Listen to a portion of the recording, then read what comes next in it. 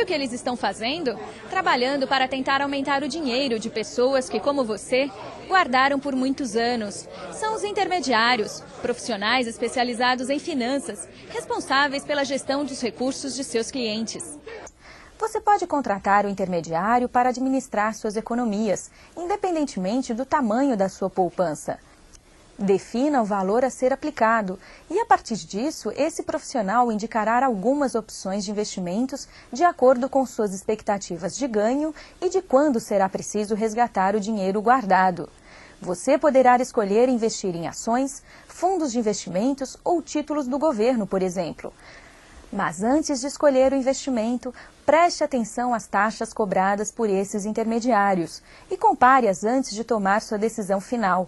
Seja qual for a escolha, exija o máximo de informações sobre os investimentos e, o mais importante, que o profissional ou instituição tenha registro na CVM, a Comissão de Valores Mobiliários.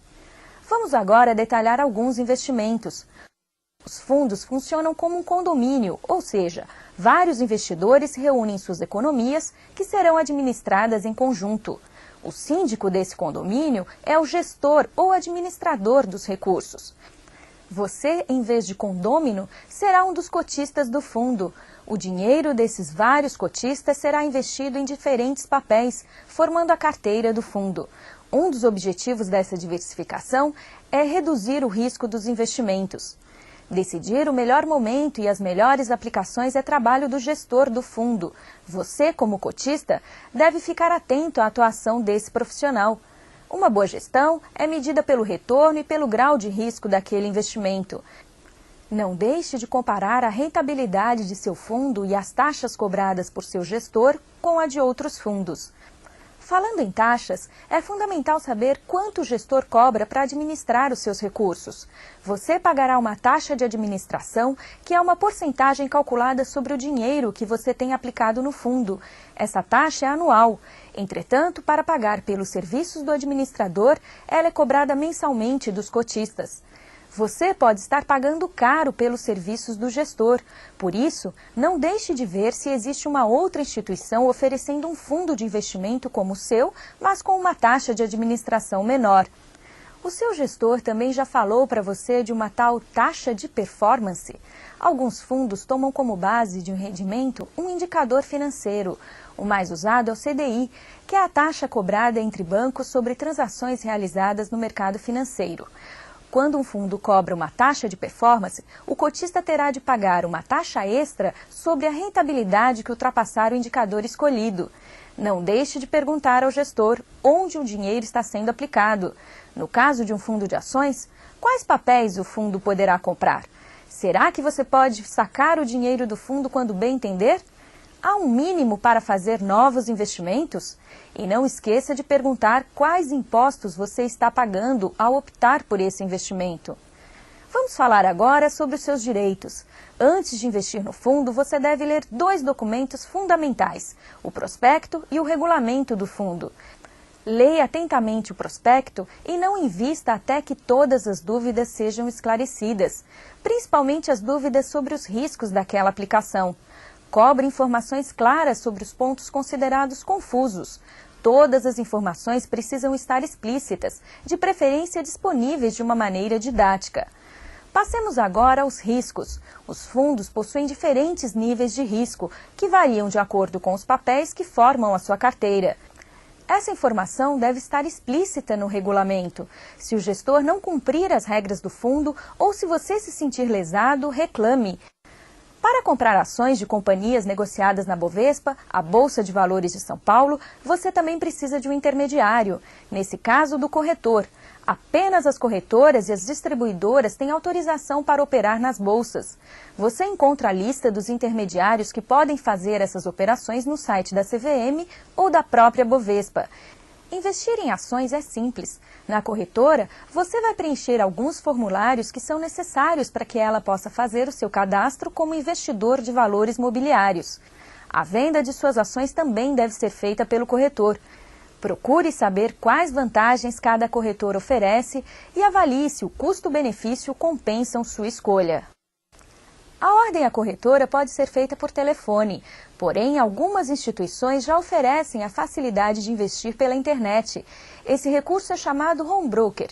Entretanto, como toda transação eletrônica, o home broker está sujeito a falhas, como por exemplo, a conexão pode ser interrompida antes do fim da operação. Por isso, tome os mesmos cuidados sugeridos nas operações bancárias via internet. Não revele sua senha a terceiros. Proteja seu computador com antivírus, mas não se esqueça de atualizá-lo sempre. Não abra arquivos desconhecidos, pois podem conter vírus. E acesse apenas os sites seguros. Feita a operação na Bolsa de Valores, você pode se perguntar: cadê a ação que eu comprei?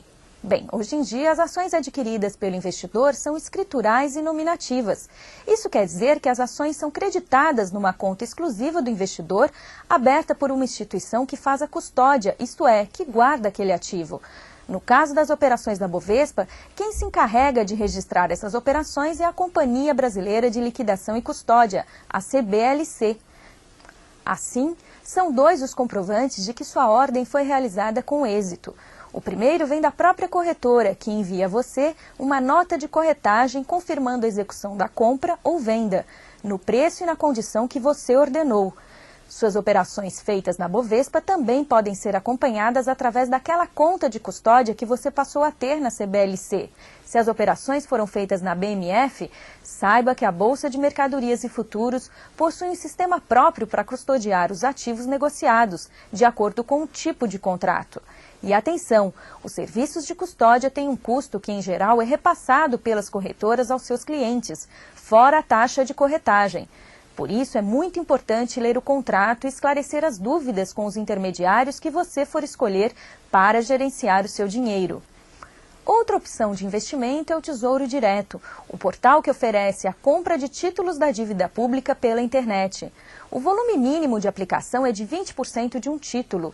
O Tesouro Direto tem como público-alvo pessoas que procuram tranquilidade financeira em seus investimentos. O programa permite que você resgate suas aplicações semanalmente pelos preços de mercado.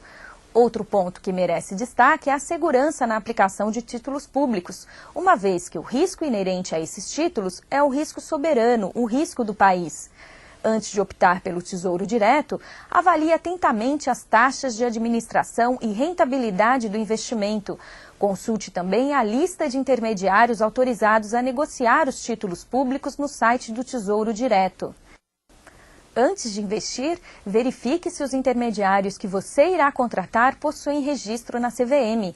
O prestador de serviços na área de investimentos deve entender e atender às suas necessidades. E lembre-se, todos os investimentos possuem um grau de risco. Não se deixe iludir. Informe-se, avalie os riscos e invista conscientemente. Bons investimentos!